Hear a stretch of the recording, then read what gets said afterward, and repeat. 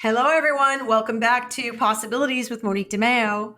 I have a really special guest today. Let me tell you all about her.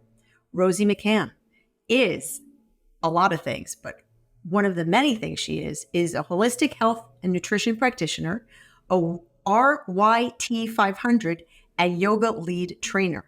She's also certified with the American Association of Drugless Practitioners and has a BA in merchandising and a BS in natural health and an MS in holistic nutrition.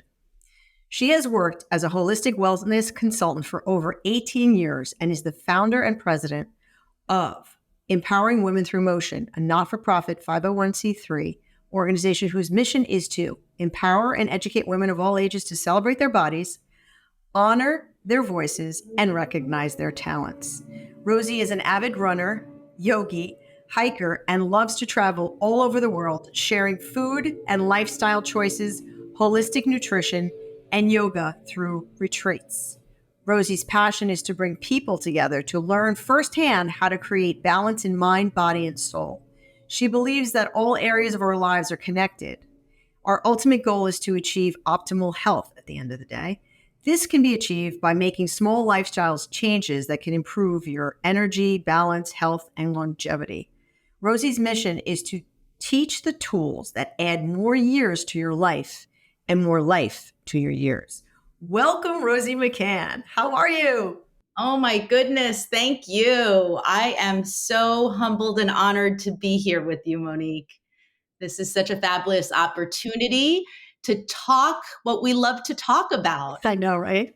friendship and wellness and all the things. All the things. I know. So, full disclaimer, I've known Rosy for, 25 years? Something like this? I Yeah. think that's about right.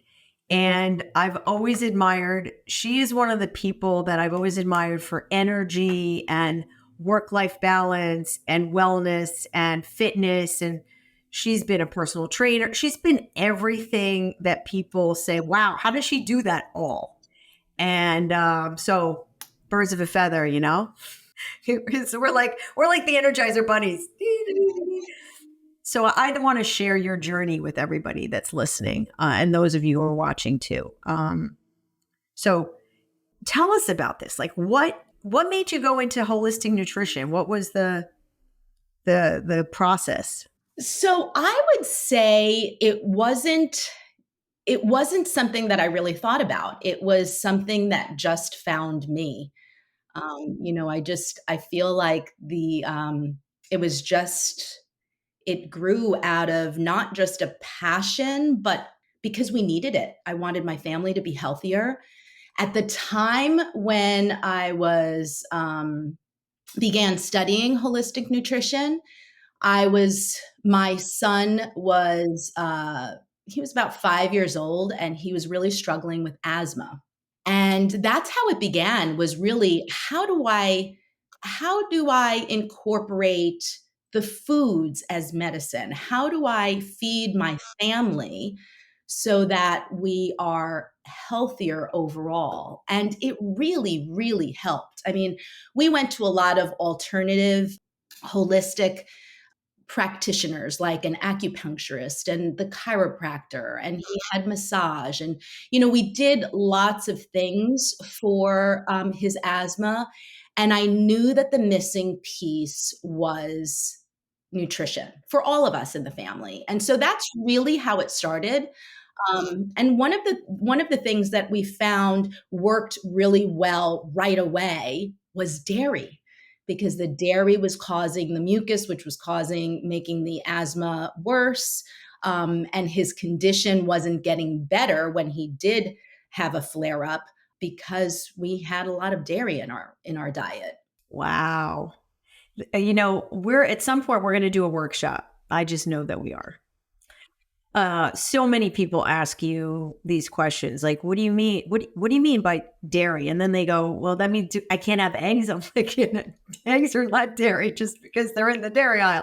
People are so disconnected from their food and the food sources in the world. So tell us more. The dairy itself, did you treat all dairy equally, or did you sort of say, okay, cow dairy and then sheep and milk? Like, how did you prioritize that for your family?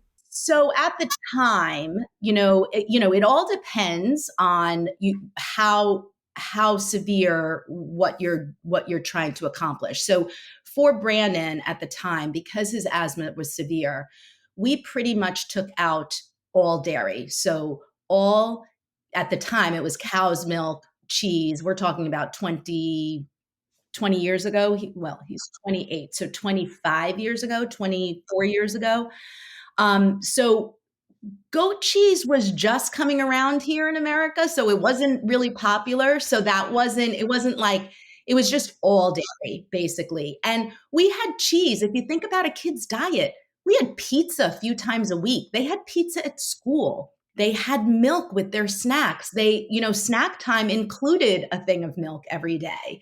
And a lot of treats for kids, a lot of snacks included dairy and cheese. Um, Ice cream was a regular thing that we had.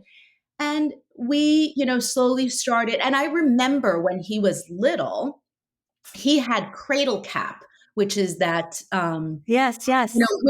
which should have been a sign to me to begin with that, he was going to have some type of allergies going forward. But that is a sign that it could be some dairy issues as well in the future.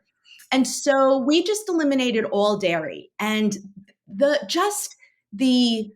he cleared up so quickly. It's just amazing to me that just a few weeks, actually, I think it was a few days. It was probably within 5 to 7 days that we saw tremendous results, less mucus, less heaviness. And we really were able to keep his asthma at bay on a dairy-free diet when he was little. Wow. That's a masterclass in and of itself, isn't it? Yeah, it is. So, how has he continued the dairy list or less dairy, or has he prioritized it as a grown up? What does he do now? I would say that he recognizes, part of this, you kind of touched on it before. We're so disconnected. This is what I teach. We're so disconnected with our body. We need to notice what we notice, and we really need to observe what's going on right here. And so part of the thing is that we don't really want to say, okay, if you have asthma, just take this category out of your life. It's about, how do I feel when I eat this? Right? So, and I think that he has developed the ability to say, I'm stuffy today. I'm going to stay away from dairy. Although now in 2023, there are so many options we can have. Coconut milk, which I know coconut milk and almond milk. Almond milk he keeps in his refrigerator, same as we do. Anytime that I need any type of dairy, I'll just either use coconut or almond as a substitute. It's not to say that he doesn't eat ice cream, but I know that he knows his body well enough now that if he is having a bad day, or if he is having any type of symptoms, any cold, stuffiness, he knows to back off of the dairy, and it really helps him a lot. So I think that's the key, Monique, is that you need to learn your body and what your food is doing. It's funny you say that, because my trigger for learning and being a student of nutrition and studying all this stuff, and I will follow in your footsteps that someday, just for myself, I will go to IIN and get certified just because I want to have it. And somebody will say, well, are you a nutritionist? I go, no, I play one on TV. No kidding. you know, uh, so I'm very careful not to go into that realm. That's why I stayed away from it in the book, because I didn't want to have that conversation. But my journey started when I felt like crap and I couldn't get out of bed, and it was all this thing. And it turned out for me, it was a severe gluten allergy. And so I wanted you to kind of elaborate on what your journey has taught you about that, because that's a big one. People struggle with that. Yes, they do. I am also on a gluten-free diet, and that was probably one of the biggest things for me with headaches, right? Because just for some people, I know that gluten happens to have, become a fad. Yes, that's my problem with it. Again, you need to notice what you notice. You need to be able to eat something for a few days in a row, take it out of your diet, and then notice how you feel after you've taken it out of your diet. I call it an elimination. I think a lot of people do call it an elimination, but it could be like clean eating. There's lots of different names for it, but eliminating the things that you think may be causing a challenge for your body. And again, my body today is a different body than it was 5 years ago, certainly different than it was 10 years ago, and certainly different, even different than it was yesterday. Right. So what you have to understand, your body changes, your chemistry changes, and noticing again what those changes are and what you have in your diet. As Americans, we tend, or people in general, right? We tend to eat the same 10 items over and over and over, right? It's like, ask anybody. I meet with somebody, I'm like, okay, what do you have for breakfast? Well, I usually have oatmeal. Do you have oatmeal every day? Or are there other things that you have for breakfast? No, I have oatmeal every day. So it's things like that. So, like, perhaps taking the oatmeal out and trying something else, especially if you're finding that you have symptoms of anything. Like you said that you weren't feeling well, whether it's aches and pains in your joints. Okay, let's figure out what those aches and pains are coming from. There's some type of systemic inflammation that's going on in the body. And it could be environment, but chances are it's what you're bringing in from the environment into your body. Yeah, exactly. It's funny. I have this conversation with women too. It's this. I don't feel well. I don't, but oh, I could never give up dairy. I was golfing with a woman the other day. Oh, I could never give up dairy. I said, okay. So I guess you're married to being miserable for the rest of your life. Well, and the thing is that it's, again, I'm not gonna paint dairy as the bad guy, because there are some people that tolerate dairy. There are some people that can have baked goods every single day and feel fine. It's not just the gluten, it's not just the dairy. Sometimes it's the sugar. Sometimes it's processed food as opposed to having, fresh whole food, right? I'm a believer in crowding out. Eat lots of really healthy food that comes from God's earth, that you take off a plant, or that is natural in its most natural state. Do that for a week and you're going to feel so much better, whatever the symptoms are, whether it's foggy brain, which a lot of people come to me, that tired at 3 o'clock in the afternoon, migraines every morning, PMS, menopausal symptoms. Some of those can be just tapered down just by watching what you're bringing into your body, by making sure that that inflammation stays at bay. And it's funny because we just, like I said, we tend to just eat a few items. If we just put a variety of food and not just 10 items, the chances of you actually feeling symptoms would even be much less, because even if there was a toxin that you kept bringing in, or something that your body thought was toxic, you would have less of a chance for it to build up. It's eating the same thing every day, day in and day out, which could be causing the symptoms. So sometimes it's really kind of an easy fix. Just a few weeks of working with somebody and just figuring out, okay, what's in your diet? And I just want you to say, when you eat something, how do you feel right after you eat it? Then check in an hour later, even if you have to put it on your phone, just a little reminder. How do you feel an hour after you eat it? And how do you feel 3 hours after you eat it, right? It's all about what you can digest, right? What you can assimilate and digest, what your body is going to live on, what is going to give you more life. Yes, that's awesome.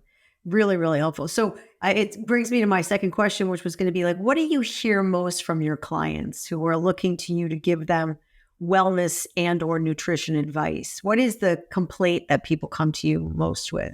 I have found that the trend probably within the last year or two is that people come to me, usually, I would say most of the time, it's digestion issues.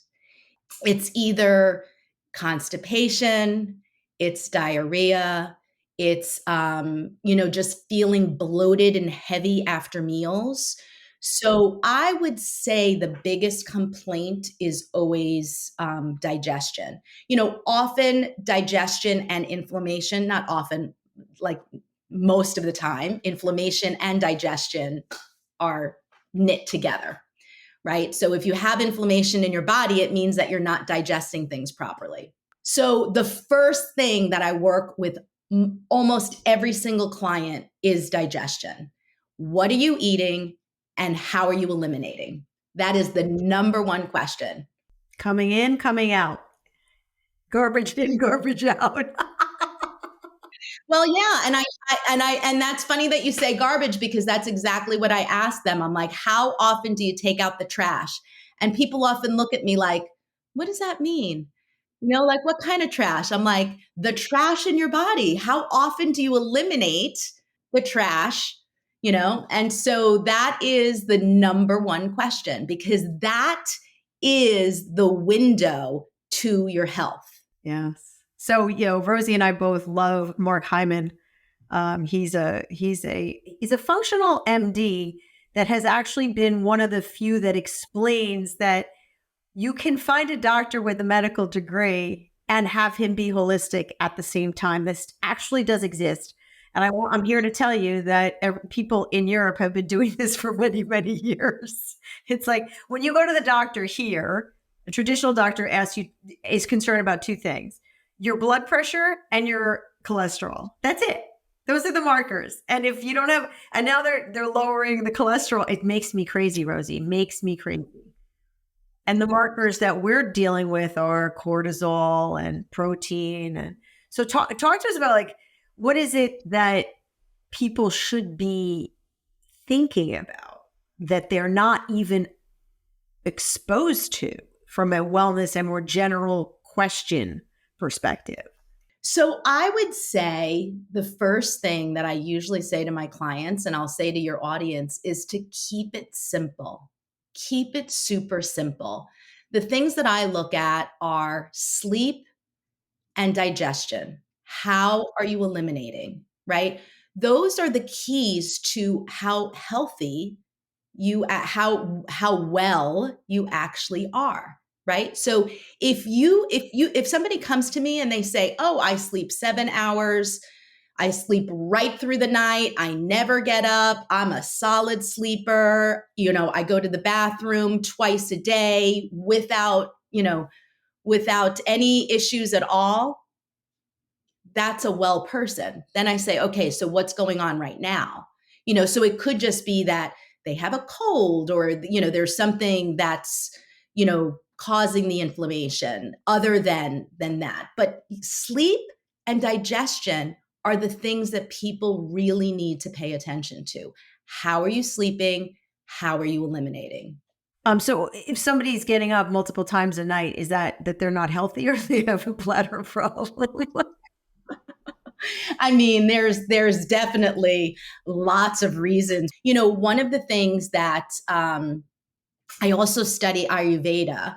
So generally, if you're having what's called a kidney flush, like if you're finding that you're going to the bathroom a lot, it could be that you're drinking too much liquid through the day without enough electrolytes, right? So the electrolytes are going to be what's going to allow your body and your tissues and your cells to absorb that water. So if you're just completely flushing water through your system, it could just be that you don't have enough of the minerals, the electrolytes, to absorb them into your cells where they are actually needed. Thank you for that. So I'm going to try that and see if it prevents me from getting up so many times. Because I always attribute it to having no real estate, right? I'm like, oh, I'm 5'1". I drink 6 gallons of water, whatever it is. That must be it. But to your point, maybe it's just not being absorbed properly. How do you feel about exercise? What is your stance on, obviously that's a prong on the stool, sleep, eating. Oh, absolutely. Exercise is really important. And it really, again, just like food, it's up to the individual to understand their body and what exercise works best for their body. Some people are made for running. So again, back to Ayurveda, right? If you're a vata or if you're a kapha, you should be running, but chances are you don't really want to run. If you're a pitta, which is a fire sign, right? You are you're gonna overachieve and you're gonna run too much, right? So, without getting into a whole Ayurveda thing, it depends on the person. Like, so what I tell people, what I tell my clients is do what's fun and what you're going to do every day. So if that's playing pickleball, if that's taking your dog for a walk, if that is going for a run, if it means going to yoga or the gym or a class, find something you love to do, something that doesn't feel like exercise, and do it every day. Some of my older clients, they go out and they garden for 2 hours a day. You know how much exercise that is? No idea, because you won't find me gardening for 2 hours. Exactly. Me neither. but it happens. And if you think about what we do in other countries, you talked about Europe before, right? Or our ancestors that were farmers and gardeners. They didn't go to the gym. They didn't lift weights. They were lifting topsoil and, digging holes in the dirt. And, so again, exercise is super important. It's super important to move your body, especially spinal movement and stretching, so like yoga and Tai Chi. These are all things that are accessible nowadays to everyone. There's YouTube videos, there's, classes everywhere. If you think about 25 years ago, we didn't have what we have at our fingertips. That's a good one. I mean, it flows into you have a very interesting expression that everybody is uniquely created, and you have to kind of you just said it in different ways. The idea of listening to your body and doing stuff that feels good to you, not like work. If your workout is work, you're not going to do it. You're not going to stay with it. And you might for a while because your willpower will get you to do it, but it's not sustainable, right? And also I do caution those pittas out there. If you're a super achiever, sometimes there's too much exercise that we do, and that breaks down the body too much. So finding the right amount of exercise is really important. And the only person who knows the right amount of exercise for you is you. So being disconnected, I'm sure you see this in your clients. If they're disconnected from their food groups, it's likely, I'm going to leap of faith here, that they're disconnected from their bodies. What is the expression or the advice, that's the word I was looking for, that you would give to someone about being a little bit more connected to their bodies? So generally, if I feel that someone's extremely disconnected, we do a journal. I feel journaling is super, super important, right? So, and it's not just like those apps which are very good. I'm not putting any apps down, but the apps that say, they break down your food and then they'll tell you how much fat and how much carbohydrates. That's not what I'm talking about. I'm talking about a journal that you will write what you eat. And then, like I said before, how you felt right after you eat it, how you felt an hour after you eat it, how you feel that afternoon, 3 hours after you eat it, right? If you got tired at 3 o'clock, I want you to journal it. And so, what I do as a nutrition coach and a Ayurveda coach is we go through that together and we discover what the challenges may be, right? So, if you're waking up foggy and not clear minded, but have had 7 hours of sleep, we have to investigate that. And it may take a few weeks to investigate. Was it something that you're eating? Is it not enough exercise? Is it, you need more circulation, more meditate? Like, so we investigate that together. When I find that people are very disconnected from their body, I believe that one of the best tools that I can give them is meditation, is just following the breath. You can't be anywhere else other than to go within to observe your breath when you're meditating. It's the same as yoga, right? Yoga is yoking, right? So it's body, mind, soul together in this practice that we call yoga. And so it is very important because when you're in a shape, when you're in an asana, right? When you're in a pose, if the instructor is cueing you, you are connected with your body. Bring your shoulders forward, you know, open your heart, breathe in, breathe out. Like all those cues are helping you to be connected to your body. And so those are the exercises or the types of movement that I would suggest for somebody who it seems to be a little bit more disconnected with their body. Once you become connected, whether it's meditation or yoga or whatever it is, you will begin to want to make changes to have that better connection because your body will tell you. Like, I'll do a body scan in a yoga class, and then I'll ask people to notice their right side from their left side. Where are you holding tension? That is the area that needs more attention. You leave that yoga class and you're like, okay, my right shoulder is more tense. What in my life is making my right shoulder more tense? Perhaps it's because I keep putting my heavy 30-pound bag over my right arm. That's what I'm talking about. It's a holistic, everything works together.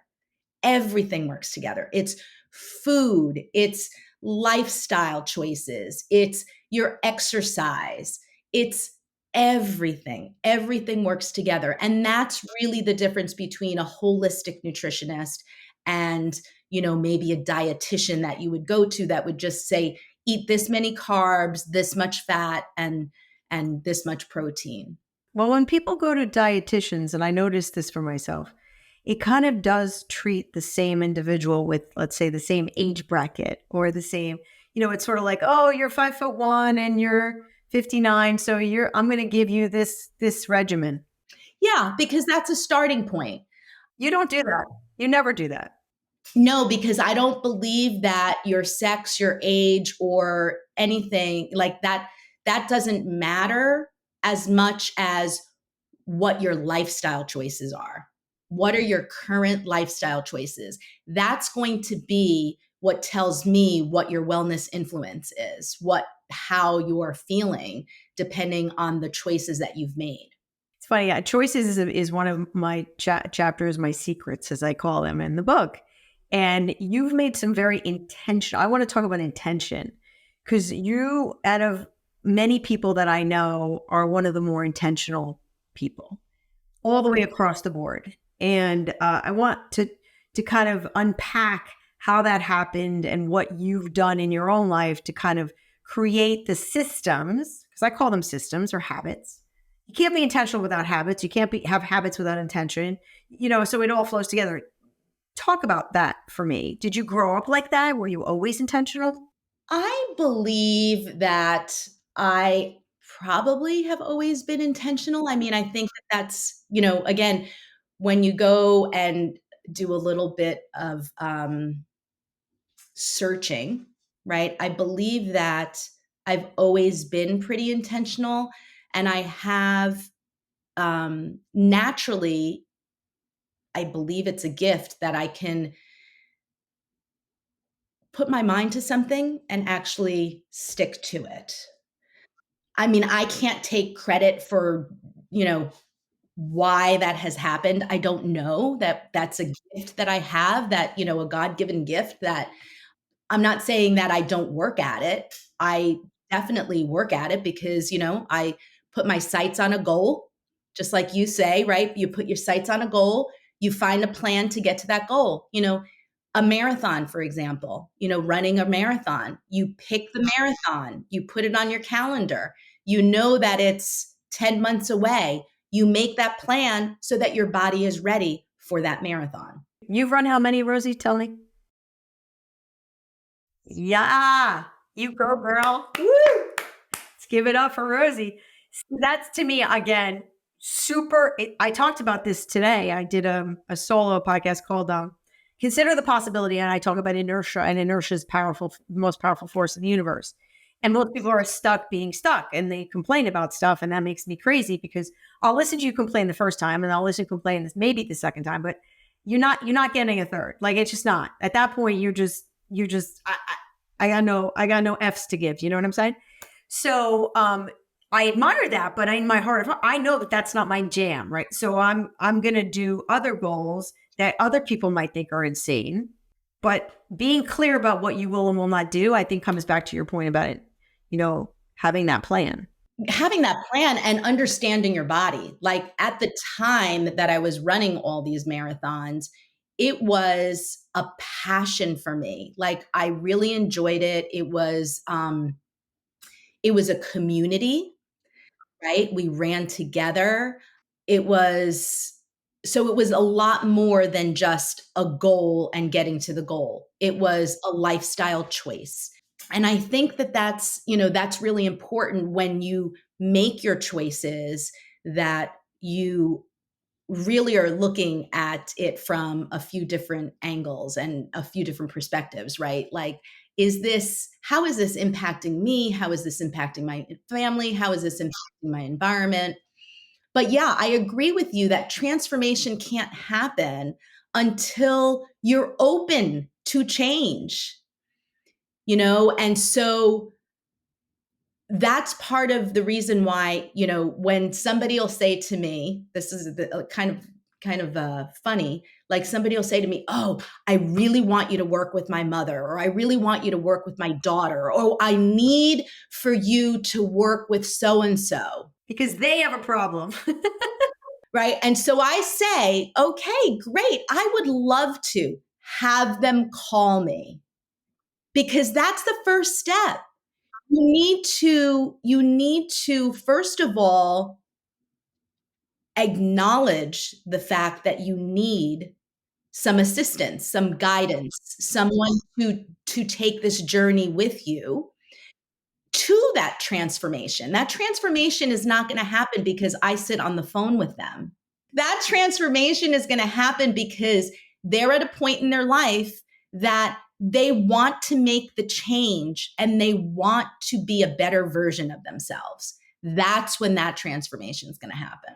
Amen.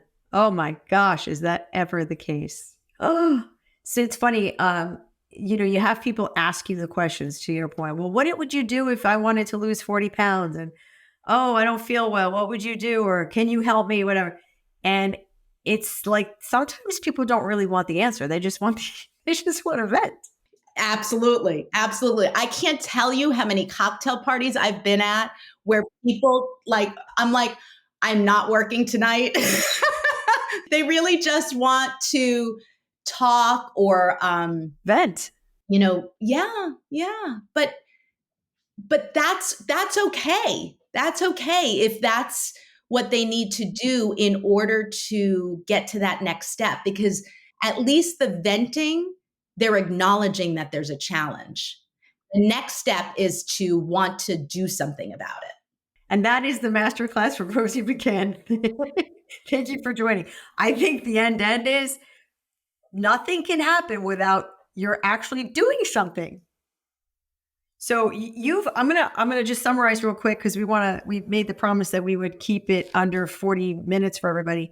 Rosy's knowledge base is vast and wide. And at some point, you guys, we will do a workshop and you'll all be invited to it. Her points about being intentional, understanding your body, tuning into what's working and not working for you, asking questions and noticing cause and effect. When I eat this, I feel that. When I don't sleep here, I feel this way.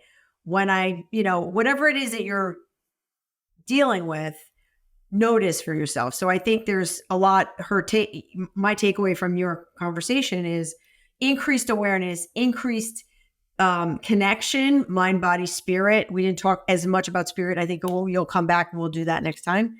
But it's this holistic view, pardon the pun, of yourself in order to be able to react to what works and what doesn't. And so thank you so much for your knowledge, your passion, and also living by your words, because words are cheap, actions are better. You're in action. So thank you, Rosy McCann. Thank you so much. Thank you so much for listening to Possibilities with Monique de Maio, where we unpack life as a female mover and shaker. If you like the show, please consider liking it, or better still, subscribing to it and leaving us a rating. It truly does help. Also, you can pick up my book, The 7 Secrets to Creating a Life You Love, a practical guide for women in leadership. You can find the book, other episodes of this podcast, and how to stay in touch at moniquedemaio.com. DEMAIO. I look forward to seeing you again soon. With gratitude, Monique.